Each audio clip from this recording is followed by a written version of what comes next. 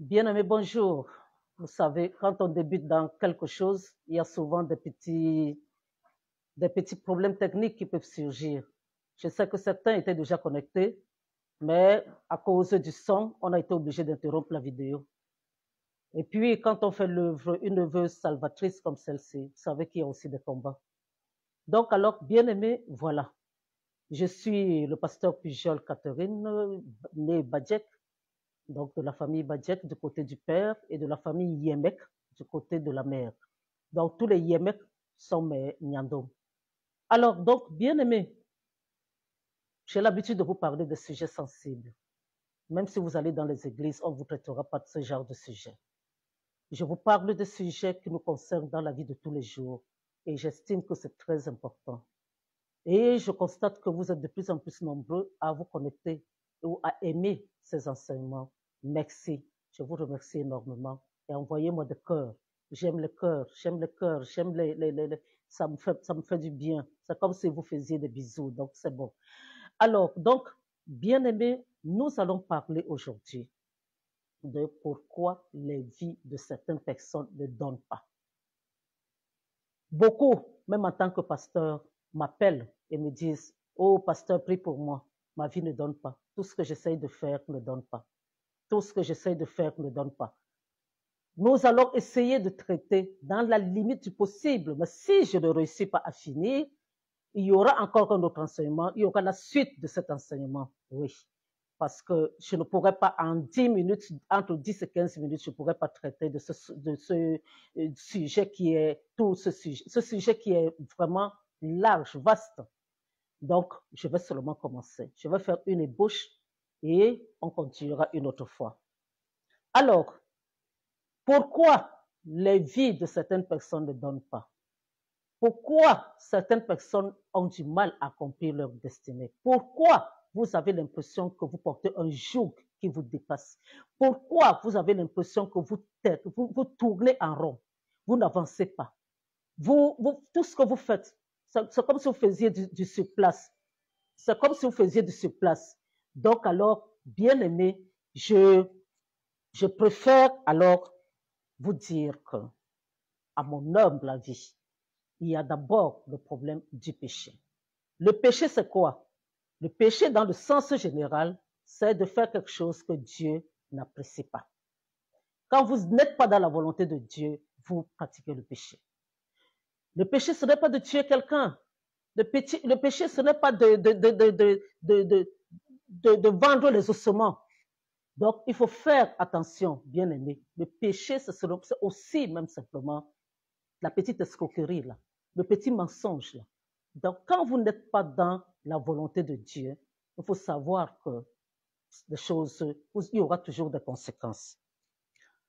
Beaucoup de personnes agissent, mais en ne sachant pas que tout ce que nous faisons est une semence, bien aimé. Tout ce que nous posons comme action est une semence. C'est-à-dire que si nous faisons quelque chose de mauvais, ça va, nous allons récolter cela. Mais la récolte ne va pas se limiter à nous-mêmes. Elle va aussi atteindre nos enfants. Ce qui veut dire que si vous êtes menteur, alors il faut savoir qu'il y a beaucoup de chances que vos enfants soient des menteurs et que vos enfants aillent même en prison à cause du mensonge.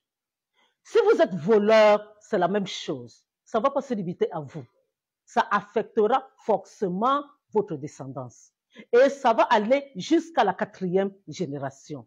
Donc, sachez que quand vous êtes cupide, vous voulez absolument les positions, vous voulez absolument l'argent, vous voulez absolument qu'on vous admire, hein, le gros cœur, moi. Alors, il faut savoir que le diable aime ça. Il va peut-être vous donner. Vous allez vendre votre âme au diable et vous aurez ça. Mais, qu'est-ce que vous allez alors laisser à vos enfants? La même chose, sinon plus.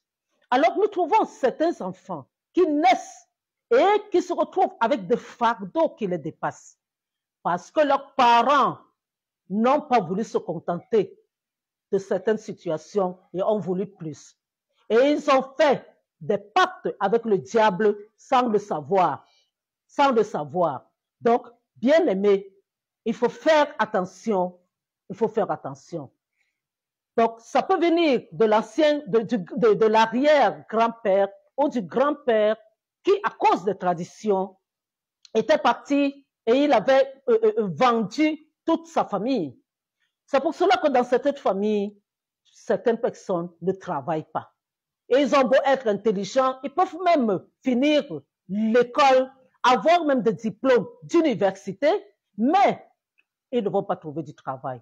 Ils vont se retrouver après à tourner en rond, parfois même à boire dans les quartiers comme des personnes qui n'ont jamais été à l'école. Il y a des familles où les femmes ne se marient pas, même si elles sont belles, même si elles sont lettrées, elles ne vont pas se marier parce que les grands-parents ont vendu. Les grands-parents ont vendu leur famille au diable. Il y a des familles où on n'accouche pas parce que les ventres ont été vendus. Et c'est comme ça. Aucune personne, que ce soit les hommes, que ce soit les femmes, ne font pas des enfants. Parfois, c'est des garçons. On ne fait pas de garçons parce qu'on a vendu ces garçons-là. Alors, donc, il y a des familles bien aimées où vous pouvez même vous marier, vous allez rentrer, vous asseoir au village avec des enfants. Vous serez là, assis là avec vos enfants, et parce que on a vendu, ça dit que ce côté-là a été déclaré au moment où les grands-parents faisaient leur truc traditionnel, leur rite traditionnel. Ils ont décidé qu'ils ont donné la famille, ils ont dit que chez eux, voilà, voici ce qu'ils donnent au diable. Et c'est comme ça. Bien aimé, vous naissez alors dans une situation pareille. Qu'est-ce que vous avez fait pour mériter cela? Vous avez seulement eu le malheur de tomber, d'avoir des parents qui ont vendu vos destinées avant même que vous ne naissiez.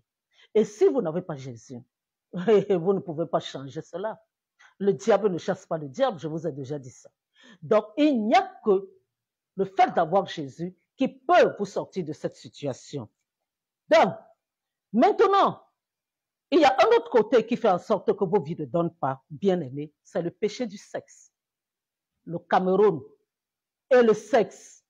Je parle du Cameroun parce que je suis camerounaise d'origine, donc je vis au Cameroun, donc c'est le Cameroun que je connais le plus. Mais hormis le Cameroun, les Africains de façon générale, le sexe tient une place importante dans leur vie. Alors, sachez bien aimés, que si vous rencontrez dans votre vie, où vous avez le malheur de tomber sur quelqu'un qui a un esprit de pauvreté en lui, bien aimé, le simple fait d'avoir des rapports avec cette personne va vous contaminer. Et vous allez vous retrouver en train de développer l'esprit de pauvreté qui ne va pas seulement se limiter à vous, ça va se limiter à votre progéniture.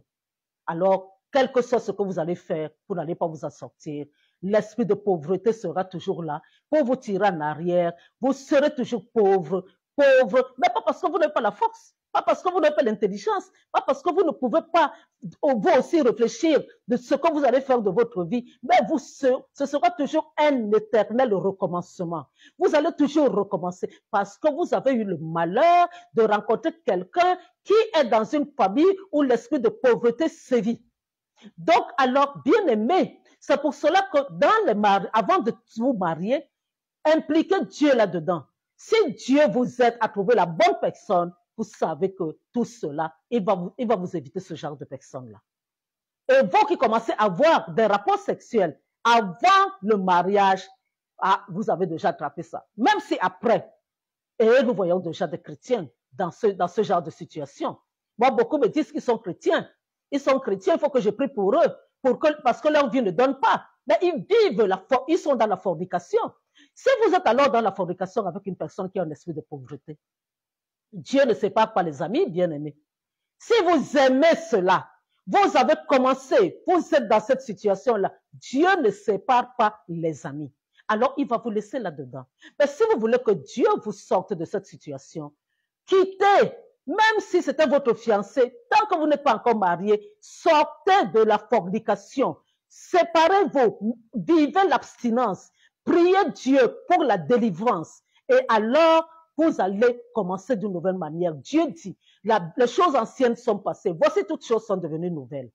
Donc, bien aimé, Voilà une des choses, le péché du sexe. C'est comme dans la vie courante, comme les maladies sexuellement transmissibles. Ce que l'un a, il transmet aux autres, à l'autre. C'est comme ça que ça se passe. L'esprit de mort avec la personne que vous avez comme partenaire va entraîner l'esprit de mort dans votre vie et dans la vie de vos enfants. Donc, je veux dire que tous les péchés, et quand vous rentrez alors dans ce domaine de péché, bien aimé, il faut savoir que quand Dieu avait dit à Adam et Ève qu'ils allaient mourir, et qu'est-ce que ça fait? Qu'est-ce que ça fait? Je vous ai dit qu'ils ne sont pas morts tout de suite, mais la mort là entraîne quoi? La mort là entraîne la mort de votre santé. Ça entraîne la mort de vos finances. Ça entraîne la mort de vos relations amoureuses. Ça entraîne la mort de votre travail. Donc, vous ne savez pas. Vous dites seulement 5 minutes de plaisir, mais vous ne savez pas toutes les conséquences que ça peut entraîner. Voilà les conséquences, et je n'ai pas énuméré tout, hein.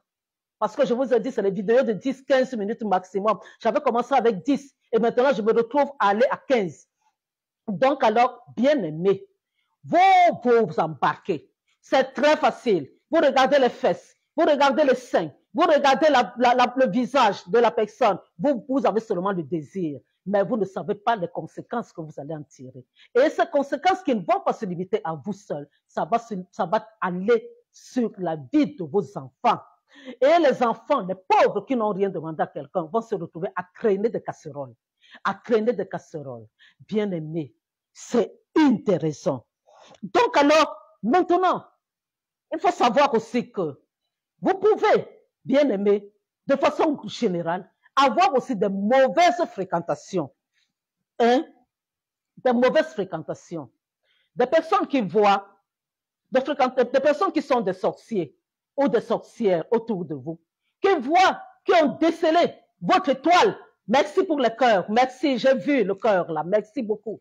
Donc, j'ai vu des gens qui sont là, bien aimés, qui ont décelé votre bonne étoile, qui se sont rendus compte que vous êtes quelqu'un qui brillait. Donc, ils veulent éteindre votre étoile.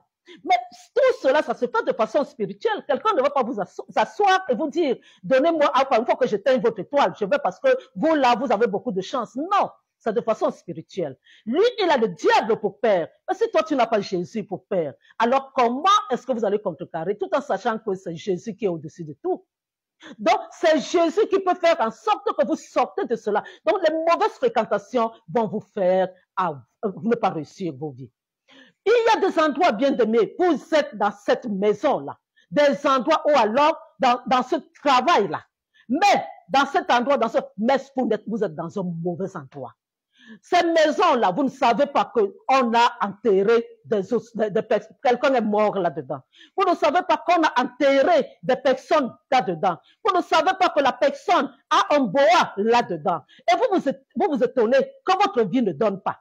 Eh, bien aimé, vous serez là en train de tout faire, de trimer, et rien ne va donner. Parce que l'objectif de la personne qui fait ça, c'est de bouffer votre étoile, votre bonne chance. Elle sera avalée. Et dans les sectes, comment ça se passe? Vous allez voir, si Dieu vous ouvre la vue, vous allez voir des maisons avec des insignes. Et c'est les chambres principales qui sont minées. On sait que si vous rentrez dans cette chambre, vous qui occupez la chambre principale qui est belle et tout ça, très belle, climatiseur, salle de bain avec baignoire et tout ça. Vous, si vous êtes capable de payer cette somme-là, les 150 000, 200 000, 300 000, 400 000, 500 000, ça veut dire que vous avez les moyens. Mais c'est votre étoile qu'il va pomper. Les autres, ils s'en foutent des autres qui seront avec vous, même si vous êtes vivant. Il va pomper votre étoile et c'est avec votre chance qu'il va construire une autre maison. Donc, c'est ça le business. Il bouffe votre chance. Et lui, il s'enrichit encore. Et il va trouver, mais s'il tombe sur quelqu'un qui ne peut pas atteindre spirituellement, il va tout faire pour se séparer de cette personne-là. Parce que là, ça ne va pas aller. L'objectif, c'est de bouffer votre étoile. Alors, donc, vous êtes dans un endroit où vous travaillez. Hein, vous avez des collègues, ou alors l'endroit, peut-être même que le poste qu'on vous a donné, bien aimé, c'est un poste c'est le bureau là, c'est un poste convoité, et le bureau même, c'était quelqu'un qui était qui était une mauvaise personne, qui avait ce bureau et qui laisse ces gris-gris là-dedans. Hein, vous travaillez bien, on vous appréciez et vous vous retrouvez, bien aimé, vous vous retrouvez en train d'être même renvoyé du travail alors que vous êtes une personne de valeur. Donc, il faut savoir, bien aimé, que la vie là n'est pas facile. Donc, il y a des situations comme ça. Il y a des situations comme ça. Et maintenant, vous avez aussi, bon, en tant qu'un autre aspect, avant d'arrêter la vidéo, vous avez des petits, un côté. Peut-être que vous ne savez pas. On vous prête de l'argent, vous ne remboursez pas. Hein? Ou alors, vous êtes là, vous avez tendance à vous fâcher, vous êtes colérique. Hein? Et pendant que vous faites ce genre de choses à la personne ne va pas vous dire par politesse que vous lui avez fait quelque chose de mauvais. D'autres vont fermer leur bouche, mais pendant que leur cœur rumine contre vous, ça ne vous portera pas la chance. Donc, et maintenant, il y a encore un autre côté. Pour cela, même les enfants de Dieu sont là-dedans. Hein. Je veux dire que ça, ce n'est pas seulement donné à certaines personnes. Les enfants de Dieu là, sont là-dedans. Ils vous vendez au marché. Vous êtes là chaque fois. Vous dites Dieu, vous priez pour que le business donne. Mais vous êtes là à escroquer. 1 kilo de viande, vous êtes là. Vous vendez 700 grammes et la personne vous donne l'argent pour 1 kilo et vous lui donnez 700 grammes. Qu'est-ce que ça peut vous donner comme bonheur? Qu'est-ce que ça peut... Quand quelqu'un s'en va et se rend compte que vous l'avez escroqué, vous lui avez volé, bien aimé, parfois, la personne a eu du mal à avoir l'argent de son kilo de viande. Parfois, la personne n'a pas mangé la viande depuis longtemps. Elle vient vous voir. Et pour avoir son kilo de viande, et vous lui volez 300 grammes là-dedans. Peut-être que la personne a calculé. Elle s'est dit que cette viande-là, elle va la manger pendant 2 jours ou 3 jours, un peu. Et vous enlevez cette partie-là. Vous croyez que même si la personne ne revient pas vous dire qu'elle n'est pas contente et qu'elle vous maudit, dans son cœur, là, Dieu ne va pas voir qu'elle vous maudit et vous allez vous étonner demain que votre vie ne donne pas. C'est comme ça que beaucoup de personnes vivent seulement dans l'escroquerie, dans la malhonnêteté. Attention, avant, beaucoup de jeunes disaient que, oh non, on a le temps. On a le temps, je suis encore jeune, j'ai le temps, je suis jeune. Mais de nos jours, allez dans les morgues, dans les levées de corps. Qui est-ce que vous voyez là-bas le plus? C'est beaucoup plus de jeunes. Et pourquoi? Parce que les jeunes sont devenus de grands escrocs maintenant. Bien aimés, de grands escrocs. Et quand vous rentrez dans cette voie-là, non seulement ça vous affecte vous-même, mais ça affecte aussi vos enfants. Qu'est-ce que vous leur donnez? Et le péché rentre en vous, le péché mûrit en vous. Vous éjaculez, vous êtes avec votre femme, vous faites des enfants. Ils sont imbibés de ce péché-là, qui est comme le poison. Et après demain, ils vont faire la même chose. C'est ce qui se passe, bien aimé. Je vais d'abord m'arrêter aujourd'hui, parce qu'il y a encore quelques domaines dont